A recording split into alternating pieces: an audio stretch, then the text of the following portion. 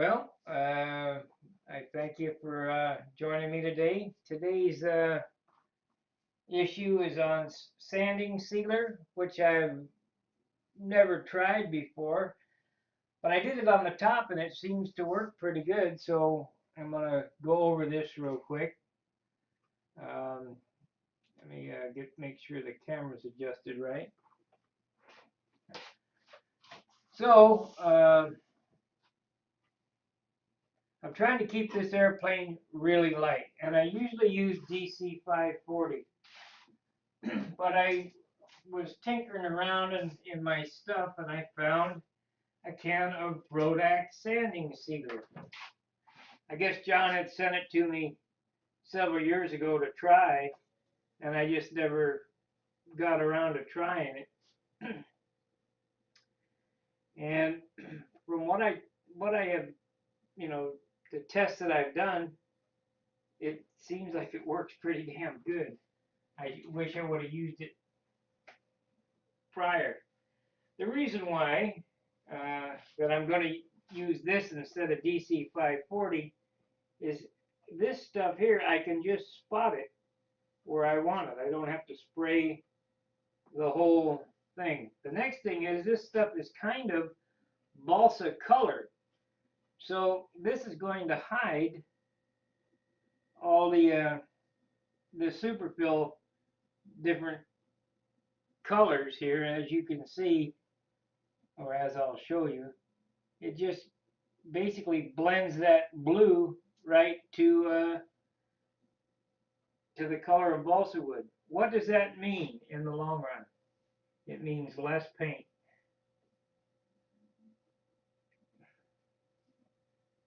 So what I'm doing here is I'm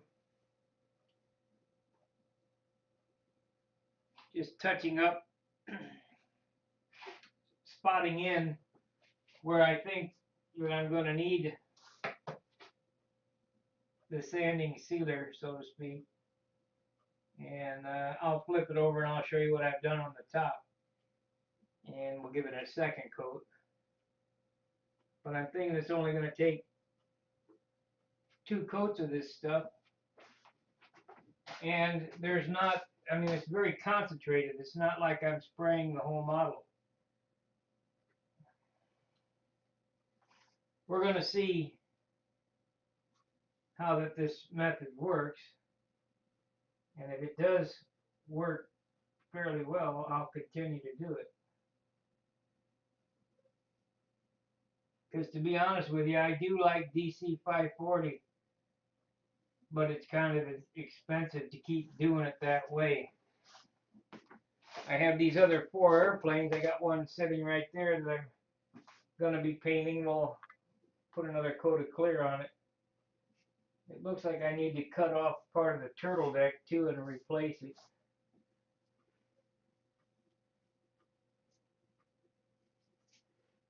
But, you know, like I say, it just covered up the blue, any of the dark spots, and that'll mean less paint.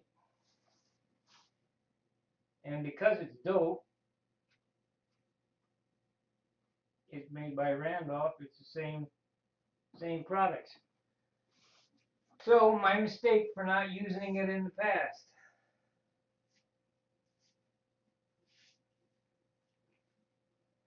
And I'm just, like I say, hitting the dark spots. I'm not giving a whole coat to the whole airplane. Of course, you probably could do that too, because you're going to be sanding it all off. But I've got the airplane pretty much sanded out where I want it. Let me, yeah, we'll just turn it over and put the second coat on the fillets up here. Now I don't know how this stuff acts when you paint it, but because it's Randolph product, there should be no compatibility issue whatsoever. So that fillet blended right in. Stuff has the consistency of honey, rather thick. thin it, but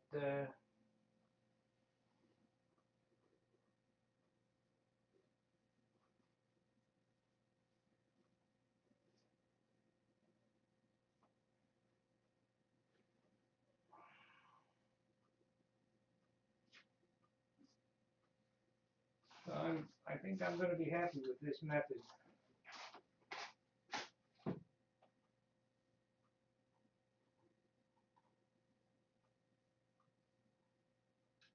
I suppose you could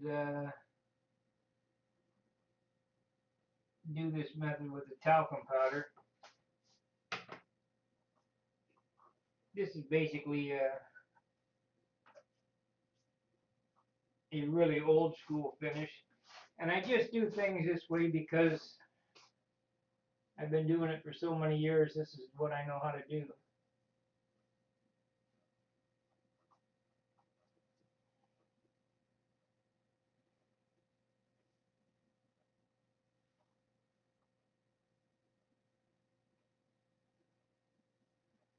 So it's basically let this stuff sit,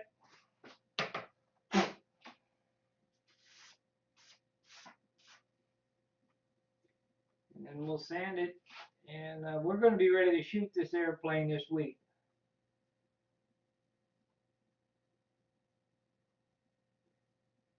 And it's, as I've stated in several of my videos, it's a whole lot easier when you get ready to finish if you've done each step correctly, all the parts fit well and have been sanded smooth, then try to do it all at the end.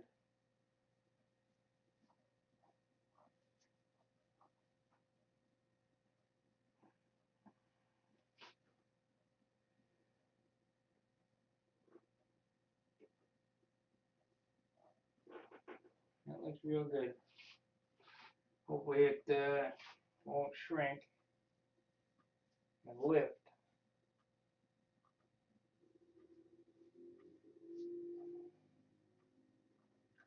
So, my review of the Brodak primer so far,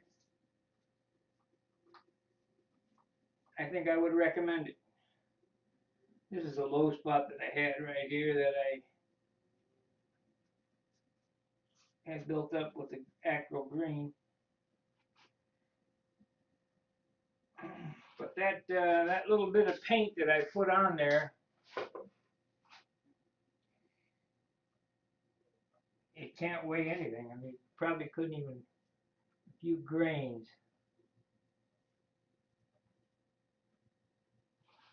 And then of course we're going to sand that off. But like I say, the biggest thing is it hides. I like the color. It's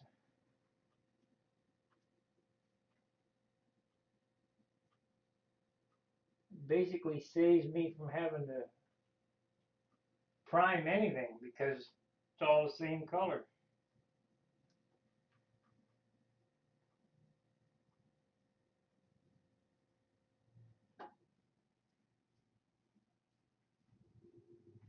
So the theory behind this today is going to go ahead and let this dry. Obviously, I won't run the video while the paint dries because then we'd be watching a windy video. We'll let this paint dry. Probably take an hour or so. I'll do some work on these other airplanes. And we'll come back and sand it. Then we'll give it another coat of clear and sand it, and it should be ready to paint tomorrow. Paint the color. And I've already picked out the colors. It's going to be very similar to Chris Rudd's with a whole lot of changes. The back half of the airplane is going to be white. The rest of the airplane is going to be orange. It's going to have his red trim in it with black and white checkers, same as his. And the XL will be in gold leaf.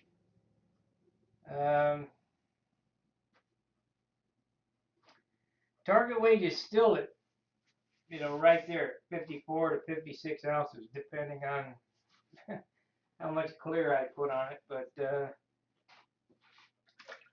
I haven't used any of this stuff. I think this is great stuff. So I would recommend that.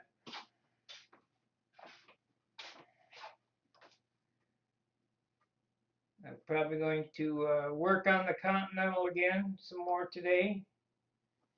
If you followed my stream last night, I built that fuselage for it. I need to get that done because I need to deliver it next month.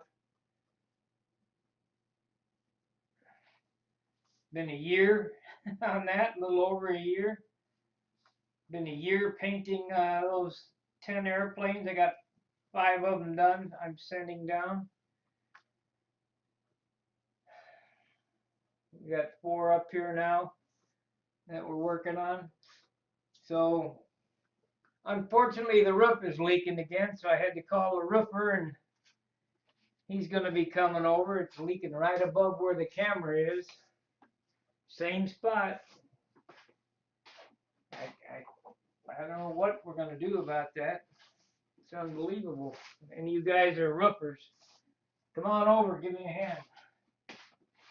I'll teach you how to build. Anyway, just was a quick update on the primer. That's what we got going on. Looks real good.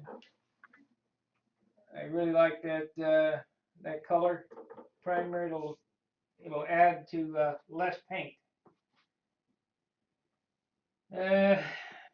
Probably won't be a 20-pointer, but it'll be a 18-pointer. So we'll see what happens.